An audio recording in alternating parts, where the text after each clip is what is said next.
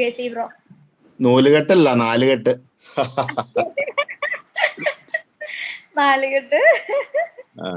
പാടാം പാടാം പാടാം. ചോദിക്കുന്നുണ്ട്. വീട്ടില് ഞാൻ മാത്രമേ ഉള്ളൂ. അച്ഛൻ മരിച്ചു, അമ്മ മരിച്ചു. ഞങ്ങൾ 8 സഹോദരങ്ങളാണ്. 8ാമത്തെ ആളാണ് ഞാൻ. 5 ആണ്, 3 പെണ്ണ്. ഇതിൽ ഏറ്റവും ഒടുവിലത്തെ ആളാണ് ഞാൻ. പോരെ? ഓക്കെ. ഇനി ഞാൻ ആ പാട്ട് പാടാം. ചന്ദ്രകാന്തം കൊണ്ട് 4 കെട്ട്, അതിൽ ചന്ദനപ്പടിയുള്ള പൊന്നൂഞ്ഞാൽ. ചന്ദ്രകാന്തം കൊണ്ട് 4 കെട്ട്, അതിൽ ചന്ദനപ്പടിയുള്ള പൊന്നൂഞ്ഞാൽ. ഋതുക്കൾ നമുക്കായി പണിയും സ്വർഗത്തിൻ ആകാശഗംഗയും ആമ്പൽക്കുളം. ചന്ദ്രകാന്തം കൊണ്ട് 4 കെട്ട്, അതിൽ ചന്ദനപ്പടിയുള്ള പൊന്നൂഞ്ഞാൽ. ഋതുക്കൾ നമുക്കായി പണിയും സ്വർഗത്തിൻ ആകാശഗംഗയും ആമ്പൽക്കുളം. ചന്ദ്രകാന്തം കൊണ്ട് 4 കെട്ട്, അതിൽ ചന്ദനപ്പടിയുള്ള പൊന്നൂഞ്ഞാൽ.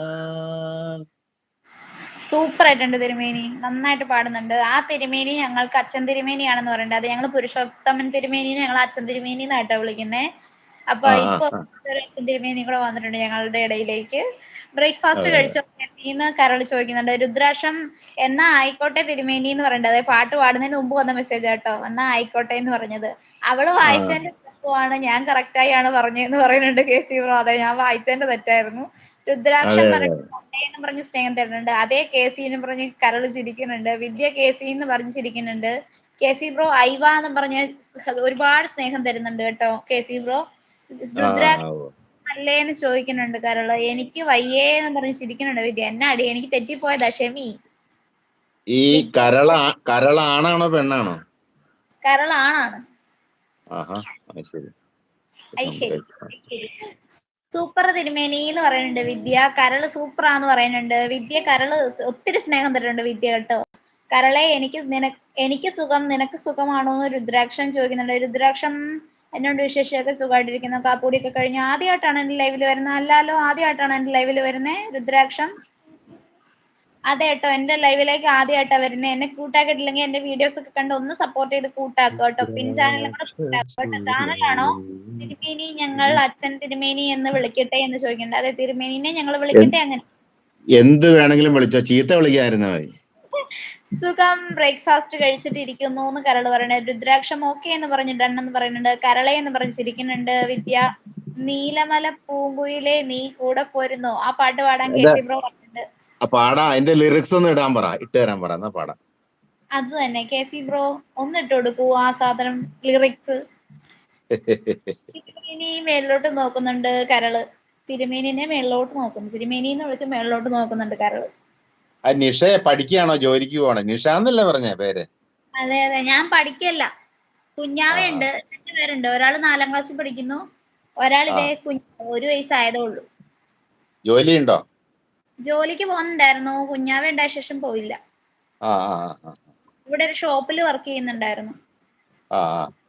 എറണാകുളത്ത് കേട്ടോ. നാട് കോട്ടയമാണ്, മുണ്ടക്കയമാണ്. എറണാകുളം. ചേട്ടൻ ഇവിടെ ജോലി. കല്യാണം കഴിച്ച് എറണാകുളത്തേക്ക് പോയി അല്ലേ? അല്ല, അവിടെ തന്നെ നാട്. എന്റെ നാട് അവിടെ ഈരാറ്റുപേട്ട, ചേട്ടൻ്റെതും മുണ്ടക്കയ. ഞങ്ങള് ചേട്ടന്റെ ജോലി, അതുകൊണ്ട് ഇവിടെ താമസിക്കുന്നു.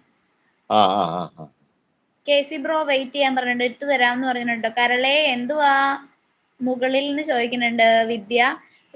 രുദ്രാക്ഷം തിരുമേനി സൂപ്പർ ആട്ടോ എന്ന് പറഞ്ഞ് സൂപ്പർ എന്ന് പറഞ്ഞ് സ്നേഹം തരുന്നുണ്ട് കേട്ടോ.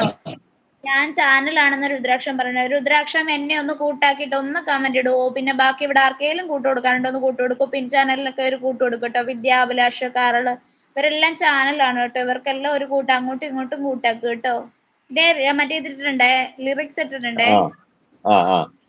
നീലമല പൂങ്കുയിലേ നീ കൂടെ പോരുന്നു, നിൻചിരിയാൽ ഞാൻ ഉണർന്നു, നിന്നഴകാൽ ഞാൻ മയങ്ങി. നീലമല പൂങ്കുയിലേ നീ കൂടെ പോരുന്നു, നിൻചിരിയാൽ ഞാൻ ഉണർന്നു,